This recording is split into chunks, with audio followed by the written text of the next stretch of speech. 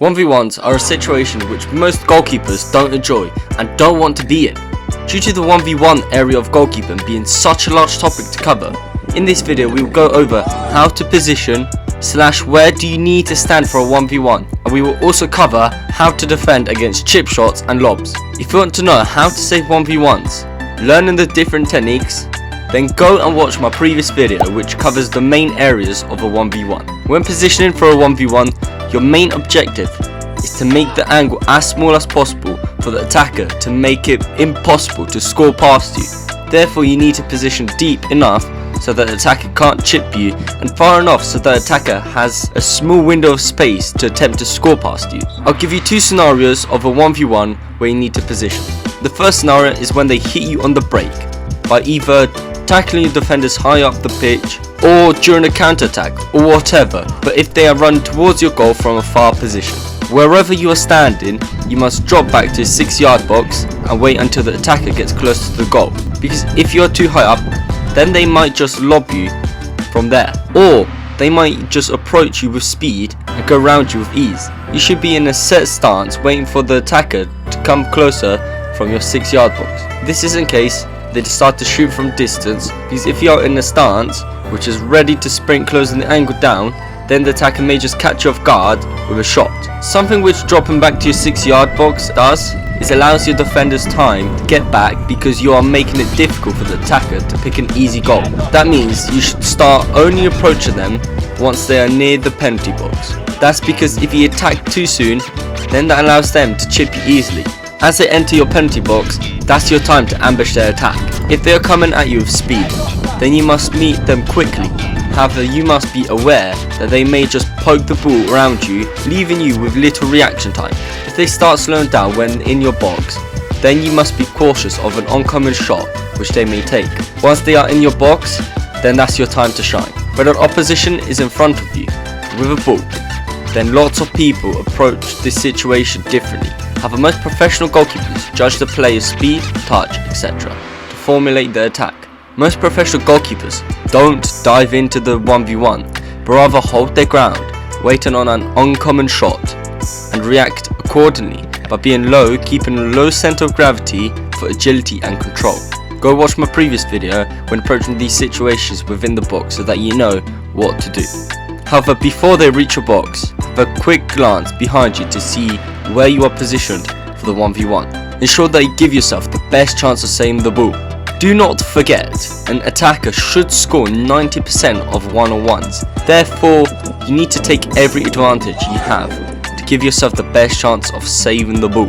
If the attacker moves laterally, then you move laterally and slightly towards them. If the attacker moves straight at you, then you move straight at them. When you are in these positions, us goalkeepers apply pressure to the attacker, making them think what they are going to do with the ball, leading to the attacker overthinking and allowing us to grab an easy save. When in goal, you need to read the situation very well, because if the attacker isn't confident, then you can be more offensive towards them. But if the attacker is more confident and better technically, then you would be more cautious of what they're going to do. Let me show you some match examples of these. In this game, I was playing against the La Liga team Rayo Vallecano, and they were coming at my goal with speed and power. As they pass the ball through, I am already stepping forward until the attacker gains control of the ball. As the ball reaches the attacker, I stop my run and hold my position for a shot, meaning that it was easier for me to save it, rather than if I would have stayed back or approached too late. During this Rayo Vallecano attack, the attacker is approaching with speed, therefore at that tempo he has little control of the ball, meaning that I came out quickly towards them. As they slow down, getting the ball under control, I get my body low, ready for a shot.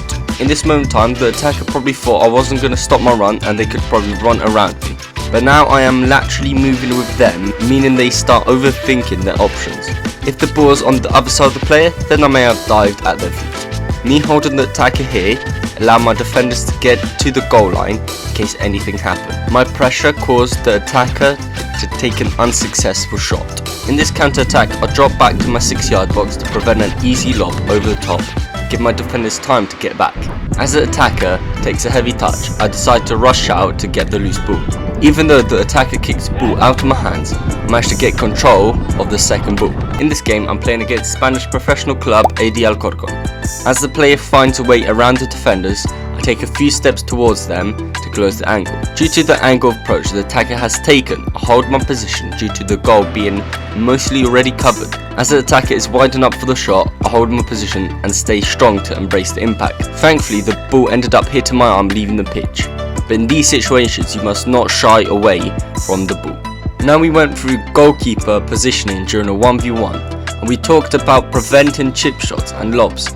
However, now we will tell you how to save chip shots. The best way to save chip shots is to prevent them. Being able to prevent them comes down to positioning, making the attacker think they are unable to score a chip shot against you. However, if they are stupid enough to try, or you just positioned marginally wrong for them to try, then you must not dive in when going for the save. If they are still far away from you and they swing their leg back for the shot, you must hold your ground and react to the shot. That shot may be a chip, meaning that if you stand your ground until the shot is taken, you make the attacker look silly by feeding the ball straight into your hands. If they get it over your head, you'll have enough time to react to the chip, easily save it. However, don't get me wrong, some chips are monstrous and unsavable, but standing your ground will enable you to make more saves. If the attacker decides to chip you from close up, then lean forward over the ball so that you can cover as much of the goal as possible. Remember to have your arms the size of your body so that you can quickly swing them above your head in case that chip is going over you. And don't close your eyes during this bit, because then you're giving yourself a harder task.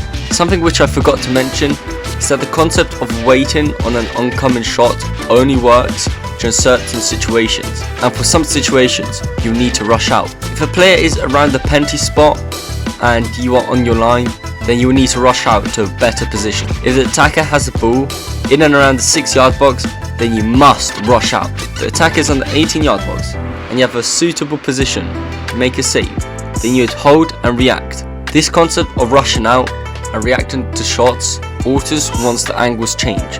This means that then you have to rush out less the tighter the angle gets. This video and the last video covered the entirety of 1v1s to the best of my knowledge, research and experience. So please use this to help you improve as goalkeepers and players. If I missed anything or you have any questions, then write them down in the comments. But whilst you're doing that, let's head straight into the drills you can do to help with 1v1 positioning and saving chips. For the only drill I have is to play the ball to the attacker standing on the edge of the D and starting a 1v1 attack.